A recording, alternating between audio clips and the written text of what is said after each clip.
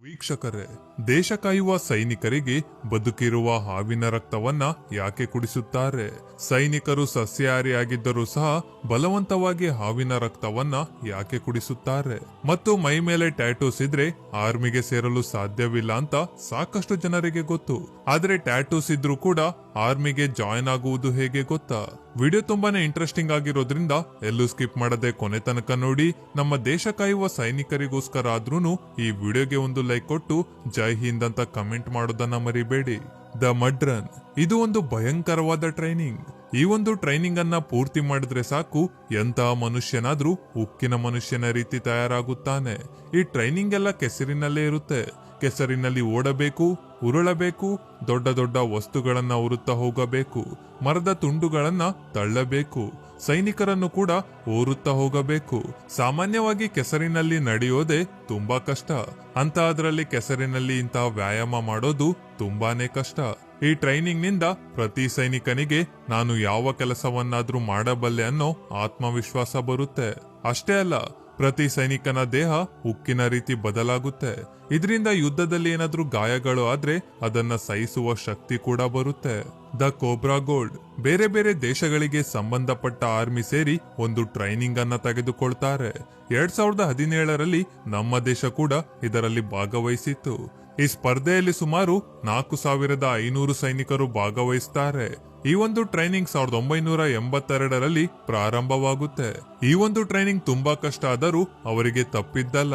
ಇಲ್ಲಿ ಕೆಲ ಸೈನಿಕರಿಗೆ ಚೇಳು, ಹಾವು, ಕೆಲ ಹುಳಗಳನ್ನ ತಿನ್ನಿಸುತ್ತಾರೆ. ಇದರಲ್ಲಿ ಬದುಕಿರುವ ಕೋಬ್ರಾದ ರಕ್ತವನ್ನ ಕೂಡ ಬಾಯಿಗೆ ಹಾಕ್ತಾರೆ. ಆ ರಕ್ತವನ್ನ ಕುಡಿದು ಅದರ ರುಚಿಯನ್ನ ನೋಡಿದ ಸೈನಿಕರು ಏನು ಹೇಳ್ತಾರೆ ಅಂದ್ರೆ ಅದರ ರಕ್ತ ಒಂದು ರೀತಿಯಾಗಿ ಮೀನಿನ ವಾಸನೆ ಬರ್ತಾ ಇದೆ ಅಂತ ಹೇಳ್ತಾರೆ. ಈ ರೀತಿಯ ಭಯಂಕರವಾದ ಟ್ರೈನಿಂಗ್ ಅನ್ನ ಯಾಕೆ ಕೊಡ್ತಾರೆ ಅಂದ್ರೆ ಅರಣ್ಯದಲ್ಲಿ ಯಾರ ಸಹಾಯವಿಲ್ಲದೆ ಬದುಕಿ ಬರೋದಕ್ಕೆ ಯಾವ ಆಹಾರವನ್ನ ತಿನ್ನಬೇಕು, ಯಾವುದನ್ನ ತಿನ್ನಬಾರದು ಅಂತ ಅವರಿಗೆ ಟ್ರೈನಿಂಗ್ ಕೊಡ್ತಾರೆ. ಇನ್ನು ಟ್ಯಾಟೂಸ್ ಇದ್ರೆ ಇಂಡಿಯನ್ ಆರ್ಮಿಯಲ್ಲಿ ಜಾಯಿನ್ ಮಾಡಿಕೊಳ್ಳಲ್ಲ ಎಂಬುದು ನಿಮ್ಗೆ ಗೊತ್ತೇ ಇರುತ್ತೆ. ಆದ್ರೆ ಟ್ಯಾಟೂಸ್ ಇದ್ರೂ ಕೂಡ ಆರ್ಮಿಯಲ್ಲಿ ಜಾಯಿನ್ ಆಗಬಹುದು. ಹಾಗಾದ್ರೆ ಯಾಕೆ ಟ್ಯಾಟೂಸ್ ಅಲೋ ಮಾಡೋಲ್ಲ ಅಂತ ಮೊದಲಿಗೆ ನೋಡೋಣ. ಪರ್ಮನೆಂಟ್ ಟ್ಯಾಟೂಸ್ ಇಂದ ತೀವ್ರವಾದ ಚರ್ಮದ ರೋಗಗಳು ಬರುವ ಅವಕಾಶವಿರುತ್ತೆ. ರಕ್ತ ಸಂಬಂಧ ರೋಗಗಳು ಬರುವ ಅವಕಾಶ ಕೂಡ ಇರುತ್ತೆ. ಈ ಟ್ಯಾಟೂಸ್ ಗಳಿಂದ ಉಂಟಾಗುವ ಇನ್ಫೆಕ್ಷನ್ ಗಳಿಂದ ಹೆಪಟೈಟಿಸ್ ಎ ಅಂಡ್ ಬಿ, ಟ್ಯಾಟೋನಿಸ್ ಮತ್ತು ವಿವಿಧವಾದ ಅಲರ್ಜಿಗಳ ರಿಸ್ಕ್ ಬಹಳ ಇರುತ್ತೆ. HIV ಕೂಡ ಬರುವ ಸಾಧ್ಯತೆ ಇದೆ. ಅದು ಹೇಗೆ ಅಂದ್ರೆ ಟ್ಯಾಟೋ ಹಾಕುವವನು ಒಂದೇ ಸೂಜಿಯನ್ನ ಬಳಸುತ್ತಾನೆ. ಒಂದು ವೇಳೆ ನಿಮ್ಮ ಮುಂದೆ ಹೊಸ ನೀಡಲನ್ನ ಕನ್ಫರ್ಮ್ ಕೊಟ್ಟರು ಕೂಡ ಅದು ಇದಕ್ಕೂ ಮುಂಚೆ ಯಾರಿಗೋ ಬಳಸಿದ ನೀಡಲಾಗಿರಬಹುದು. ಇದರಿಂದ ಯಾರಿಗಾದರೂ ಇದಕ್ಕೂ ಮುಂಚೆ ಮೇಲೆ ಹೇಳಿರುವ ರೋಗಗಳಲ್ಲಿ ಯಾವುದಾದರೂ ಒಂದು ರೋಗ ಇದ್ರೂ ಕೂಡ ಪ್ರೆಸೆಂಟ್ ಟ್ಯಾಟೋ ಹಾಕಿಸಿಕೊಳ್ಳುವವರಿಗೆ ಅದು ಈಸಿಯಾಗಿ ಬರುತ್ತೆ. ಹಾಗಾದ್ರೆ ಟ್ಯಾಟೋ ಇದ್ದವರಿಗೆ HIV ಟೆಸ್ಟ್ ಮಾಡಿ ನೆಗೆಟಿವ್ ಬಂದ್ರೆ ಆರ್ಮಿಯಲ್ಲಿ ಅಲೋ ಮಾಡಬಹುದು ಅಲ್ವಂತ ನೀವು ಕೇಳೋದಾದ್ರೆ, ಒಂದು ವೇಳೆ ನಿಜವಾಗಿಯೂ ಈ ತರ ರೂಲ್ಸ್ ಇದ್ರೆ ಆರ್ಮಿ ಡಿಪಾರ್ಟ್ಮೆಂಟ್ಗೆ ಪ್ರತಿಯೊಬ್ಬರಿಗೂ ಎಲ್ಲಾ ಟೆಸ್ಟ್ ಗಳನ್ನ ಮಾಡಬೇಕು ಅಂದ್ರೆ ಬಿಲ್ ಗೇಟ್ಸ್ಗೂ ಕೂಡ ಕಟ್ಟಲಾಗದಷ್ಟು ಬಿಲ್ ಆಗುತ್ತೆ. ಅದಕ್ಕಾಗಿಯೇ ಸಿಂಪಲ್ ಆಗಿ ಟ್ಯಾಟೂ ಇದ್ದವರನ್ನ ಅವಾಯ್ಡ್ ಮಾಡ್ತಾರೆ. ಆದ್ರೆ SC/ST ಕ್ಯಾಟಗರಿಗೆ ಸೇರಿದ ಇಂಡಿಯನ್ ಸಿಟಿಸನ್ಸ್ಗೆ ಮಾತ್ರ ಎಕ್ಸೆಪ್ಷನ್ ಇದೆ.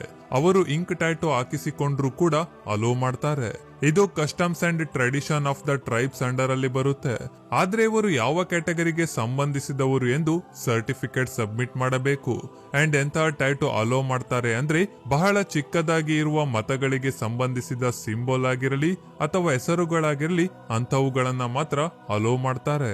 ನೀವು ಕೂಡ ಇಂಡಿಯನ್ ಆರ್ಮಿಗೆ ಜಾಯಿನ್ ಆಗ್ಬೇಕು ಅಂತ ಇಷ್ಟಪಡ್ತೀರಾ ಅಂದ್ರೆ ಕಾಮೆಂಟ್ ಬಾಕ್ಸ್ ನಲ್ಲಿ ಎಸ್ ಅಂತ ಕಮೆಂಟ್ ಮಾಡಿ. ವಿಡಿಯೋ ಇಷ್ಟ ಆದ್ರೆ ಲೈಕ್ ಮಾಡಿ, ಪ್ರತಿಯೊಬ್ಬರಿಗೂ ಶೇರ್ ಮಾಡೋದನ್ನ ಮರಿಬೇಡಿ.